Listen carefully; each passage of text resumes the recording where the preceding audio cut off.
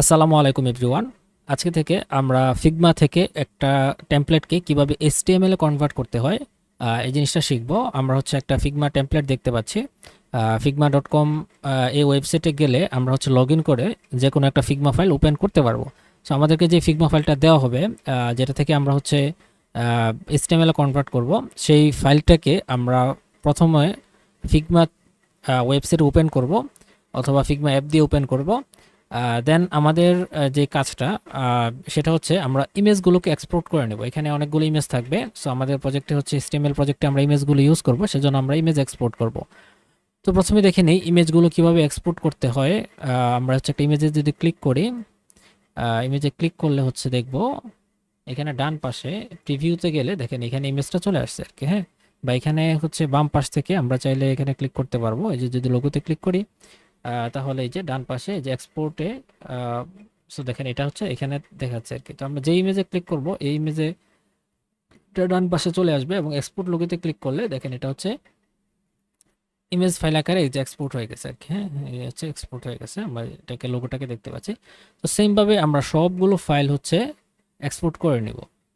এই hero image, তারপরে এই ইমেজটা। হ্যাঁ, আমরা যদি একটু দেখি যে এটা যদি আমরা এক্সপোর্ট করতে চাই, এটাতে যদি ক্লিক করি, তাহলে দেখেন ডান পাশে প্রিভিউতে এক্সপোর্টে গেলে কিন্তু ফুল ইমেজ আসছে না। তো আমাদেরকে ফুল ইমেজটা এক্সপোর্ট করা লাগবে। সো আমরা বাইরের অংশে ক্লিক করলে এখন কিন্তু ফুল ইমেজটা দেখাচ্ছে। এখন যদি এক্সপোর্ট করি তাহলে ফুল ইমেজটাই এক্সপোর্ট হয়ে যাবে আর কি। আচ্ছা, তারপরে আসি যে আইকনগুলো। সেমভাবে আমরা এখানে ক্লিক করলাম আইকনে, এবং এখানে কিন্তু এই যে এক্সপোর্ট আইকনে ক্লিক করলে আইকনগুলো এক্সপোর্ট হয়ে যাবে।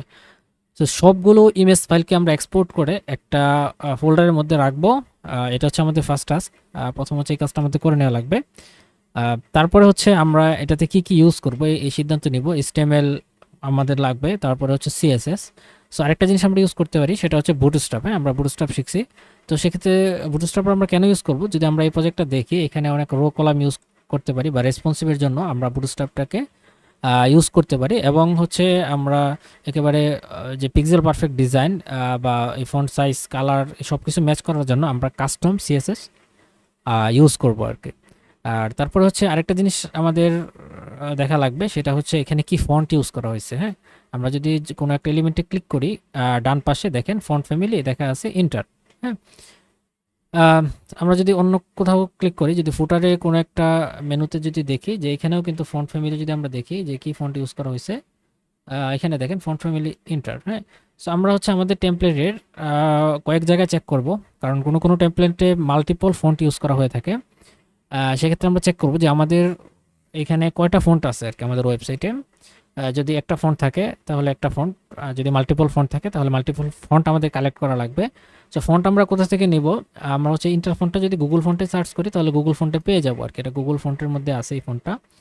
তো গুগল ফন্টে আমরা ফার্স্টে ট্রাই করব। যদি আমাদের ফন্টটা গুগল ফন্টে না পাওয়া যায় তাহলে আমাদের যে ডিজায়ার্ড যেই ফন্টটা, এটাকে আমরা গুগল থেকে বা অন্য কোথাও থেকে এটা ডাউনলোড করে নেব। TTF বা অন্য কোনো ফন্টের যে ফরম্যাট হয় সেই ফরম্যাটে ডাউনলোড করে দেন আমরা আমাদের প্রজেক্টে ইউজ করব।